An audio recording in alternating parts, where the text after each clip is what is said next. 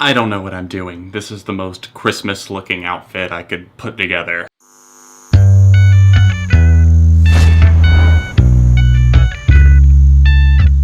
What's up everyone, Sean from Beyond ARTV. Time for an early episode of 7 on Sunday because I'm not going to put one out on Christmas Day. I encourage you guys to go, obviously, spend time with your family, have fun with whoever you have in your life, and just be grateful for that. Don't spend time watching YouTube videos on your brand new iPad that grandma got you. Plus, I wanted to get this list to you in advance so you can enjoy some of these songs in the Christmas season a few days before and, of course, on Christmas Day. Maybe you can throw these on in your Spotify playlist if you got a YouTube mix going in the background. Whatever it is, throw it on with the family and see how they react to some of these tracks. We're going to have everything from hard rock to pop to alternative. We're going to have a lot of different styles on the playlist today. These are my 7 favorite Christmas songs that I've been coming back to the past couple of years. There's some newer ones and there's some older ones in here as well, but I tried to make it a pretty diverse list, so hopefully you guys will enjoy it. Be sure to leave a like on the video today to let me know that you enjoy the 7 on Sunday series, and of course subscribe to the channel if you aren't familiar and haven't already. So without further ado, let's go ahead and talk about my 7 favorite Christmas songs. Don't shoot me, Santa Claus, I've been a clean living boy, I promise you. Did every little thing you asked me to. I can't believe the things I'm going through. First up on my list is The Killers with Don't Shoot Me, Santa. Now, if you're not familiar, The Killers have been releasing Christmas singles since 2006. I actually reviewed their Christmas EP back in 2011, and I'm so sorry. If you must see that video, you can feel free to look it up. It starts with me going, ho, ho, ho. I have no promises, do not have any expectations going in. Honestly, the majority of those Christmas singles are pretty underwhelming, especially by Killer standards, but Don't Shoot Me, Santa is one that is very fun, loose. It doesn't take itself seriously. I mean, it has a narrative back and forth with Brandon Flowers and fucking Santa Claus, but it's so much fun, and Brandon kills it on the vocals on this one. I think he sounds fantastic on the hook as he gets a little bit more desperate, pleading for Santa to let him go. We don't have to do this, I can just walk away, I'll never tell a soul. The music video that goes along with it is kind of hilarious at the same time as weird, so I highly recommend checking that one out. It's just a lighthearted moment that brings a smile to my face. I laugh at how silly it is, but at the same time it's really well performed, and I can't deny it.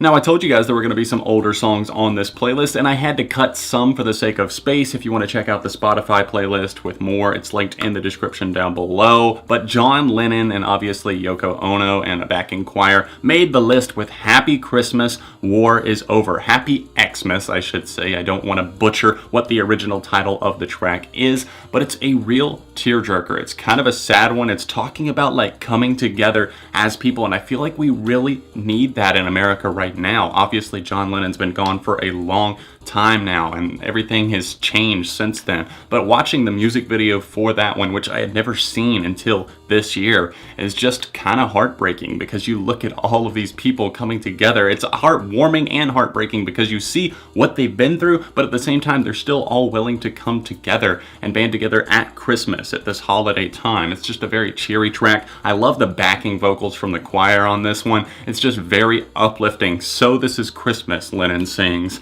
and we have to take it for what it is. There might be a lot of crazy things going on in 2016, but at the same time, we still have our life. Those of you who are watching this video, obviously, I feel like can find something to be thankful for, even if it was the worst year ever. Keep in mind that the new year is just around the corner. Christmas and New Year's is a very new beginning. Go out and make the next year great.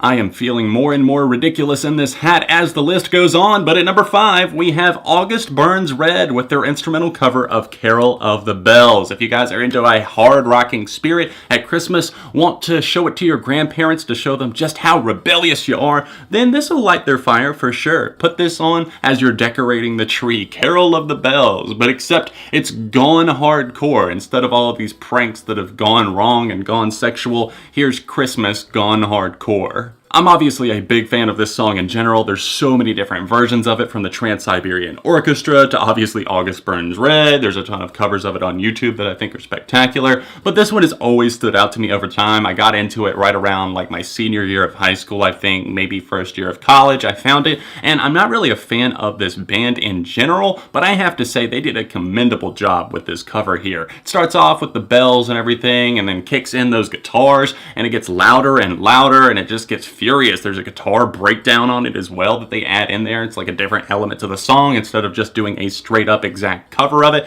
Not a copy and paste job at all. It's something that really brings a different side of Christmas to life. Just hear the sleigh bells tingling, ring ting tingling too. Come on, it's lovely weather for a sleigh ride together with you. Outside the snow is falling and friends are calling you. Come on, it's lovely weather for a sleigh ride together with you. My number 4 pick was released on a little sampler Christmas thing a few years ago. It's fun with their track Sleigh Ride. It's a nice rendition of it that I feel like just is very cheery, very holiday, classic spirited, but also with that fun new twist on it. You see what I did there? I hate myself. Listening through this joyful rendition really just makes me miss fun as a band. I mean, yeah, Nate's had some really great solo stuff. I think he does a great vocal performance on this track Sleigh Ride here. Jack is doing great things with his production work, and he's had some songs that I like with Bleachers as well. I don't know what their pianist is up to, but then again, I mean, I wish him the best as well, but I really hope that they come back together as a 3-piece at some point, because they turn out some great material whenever they do. I like that track Harsh Light that they came back for. Nate ended up using it on his solo album, but I like whenever they play that live as a band. I believe it was on Jimmy Kimmel, and then of course this was one of the last things I think we got from them in terms of like recorded format, not just a live setting. I remember catching them live like 3 times, and they actually played this one night, and I thought that was fantastic. I was kind of blown away because I had heard it and I didn't realize that they were going to play it live, and I was like, well, if I wasn't in the Christmas spirit before.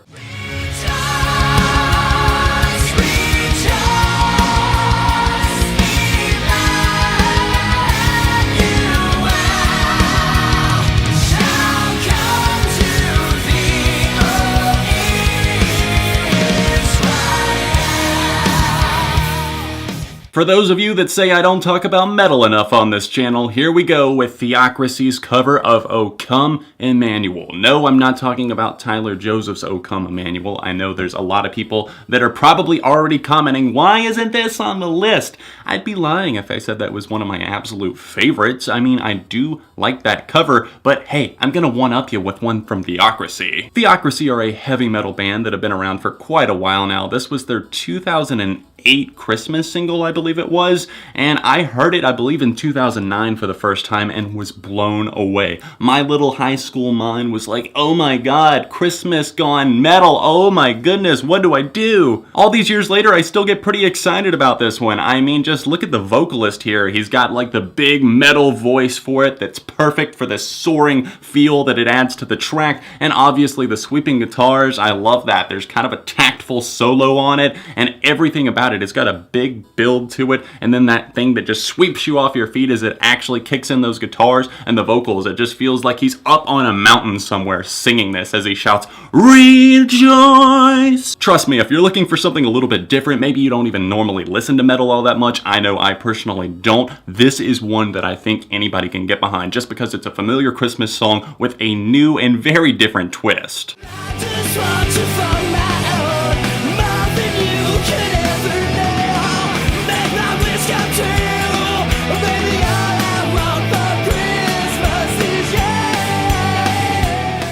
you. You guys knew I'd be all over this one. All I Want for Christmas Is You by My Chemical Romance. This came out about 10 years ago, right around the peak of their popularity. I was so into them. Obviously, I still love this band, but it's something that I listened to over and over again whenever I was a teenager. I just kept coming back to it, and I was like, this is like the only Christmas song there is. I'm not going to accept anything else. Mariah Carey's version is the most well-known, I would say, but this is kind of an updated take on that, and if I had to describe the sound of it, I feel like it's kind of a rough around the edges, like Bullets meets Three Cheers, not so much Black Parade. I think it came out before the Black Parade came out, and correct me if I'm mistaken, but I think it was released with their original drummer, Matt, and I really, really love this cover that they did. There's something still over a decade later that keeps me coming back to it. Gerard just feels kind of manic with his vocals on this one. He seems like he's kind of washed out and doesn't know what to do, and instead of just being all sad, it makes him come off as a little bit more confused and almost desperate, and I feel like it adds that much more of a sense of urgency to the track